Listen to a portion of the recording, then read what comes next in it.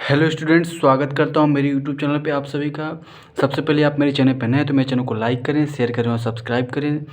Students तो ज़्यादा से ज़्यादा लोगों तक शेयर करें। मैं 100 क्वेश्चन का पीवाईक्यू लेकर आया हूँ, जैसा कि आपको पता ही होगा। और अभी अब तक मैं जो है अभी क्लास 12 का पीवाईक्यू चल रहा है, तो 10-10 क्वेश्चन करके मैं जैसे 10 क्वेश्चन क्लास 10 का डाल चुका हूँ, अब 10 क्वेश्चन क्लास 12 का डालूँगा।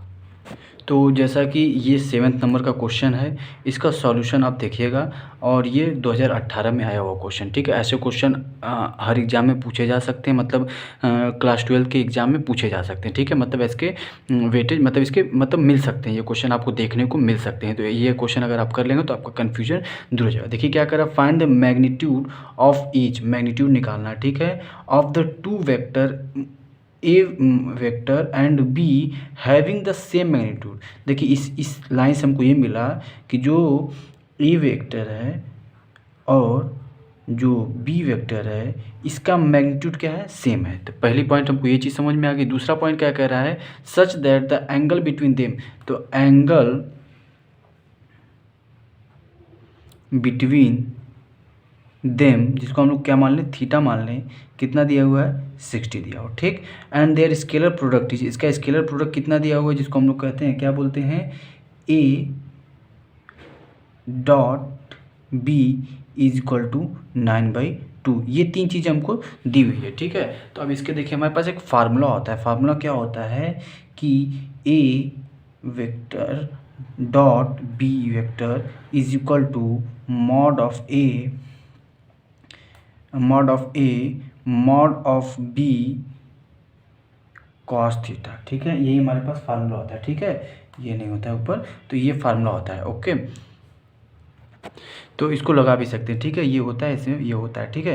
तो देखिए ए वेक्टर, इसको ये है, ये इक्वेशन हमारा, ये फार्मूला है, ठीक है। इस फार्मूला को आप याद रखिएगा। इस फार्मूले में आप क्या करते हैं, putting the value of this, मतलब इन तीनों को हम लोग सॉल्व करते हैं, मतलब सॉल्व करते हैं, सॉल्विंग। तो ए डॉट बी का हम लोग वैल्यू क्या था, हमारे पास 9/2 था, हमने पुट कर दिया। ए वेक्टर बी वेक्टर के बराबर है, ठीक है। तो हम लिख सकते हैं क्या, इसको स्मॉल ले लीजिएगा, ए वेक्टर और ये बी को हम क्या ले लेते हैं, ए वेक्टर ही ले लेते हैं, ठीक। उसके बाद कॉस थीटा, थीटा के हमने क्या लिया था, 60 लिया था, ठीक है। अब इसको सॉल्व करते हैं, आगे देखते हैं क्या होता है। तो ए इंटू ए को हम लोग लिख सकते हैं ए वेक्टर का होल स्क्वायर, क्या लिख सकते हैं, होल स्क्वायर हो गया। अब यहाँ पे क्या वैल्यू हमारे पास बची, ये cos 60 है, तो cos 60 यहाँ पे मान लीजिए लिख लेते हैं 1/2, और इधर जाके ये 9/2 हो जाएगा। 2 से 2 ये नीचे नीचे कैंसिल हो जाएगा। हमारे पास बचा क्या, ए वेक्टर का whole square is equal to क्या बचा, 9 बच गया। अब इसको हम लोग सॉल्व करेंगे, तो देखिए क्या करेंगे, तो इसको स्क्वायर को उधर भेजेंगे तो स्क्वायर रूट हो जाएगा। तो A vector is equal to under root में 9 आ गया। तो अब इसको हम लोग सॉल्व करेंगे तो कितना आ जाएगा ये वैल्यू आ जाएगी 3 आ जाएगी, जो कि किसके बराबर है, बी वेक्टर के भी बराबर है। तो इसको हम लोग फाइनल क्या लिखेंगे, A vector is equal to B vector is equal to 3 is the final answer, ठीक है। ये हमारा मेन आंसर हो गया और यही इस क्वेश्चन में पूछा था, ठीक है। तो आशा करता हूँ ये बात आपको अच्छे समझ में आ गई होगी और ये क्वेश्चन भी आपको अच्छे समझ में आ गया होगा। छोटा सा क्वेश्चन था जो कि 2 या 3 नंबर में पूछ सकता है। यदि आप मेरे चैनल पर नए हैं तो मेरे चैनल को लाइक करें, शेयर करें और सब्सक्राइब करें। मेरे टेलीग्राम को ज्वाइन करें और मैं इस क्वेश्चन के डिस्क्रिप्शन में लिंक दे दूँगा, आप जाके प्लेलिस्ट देख सकते हैं क्लास 10 और क्लास 12 का, और इसका फ़ायदा उठा सकते हैं, ठीक है। तो thank you so much, subscribe करें, शेयर करें, थैंक यू सो मच।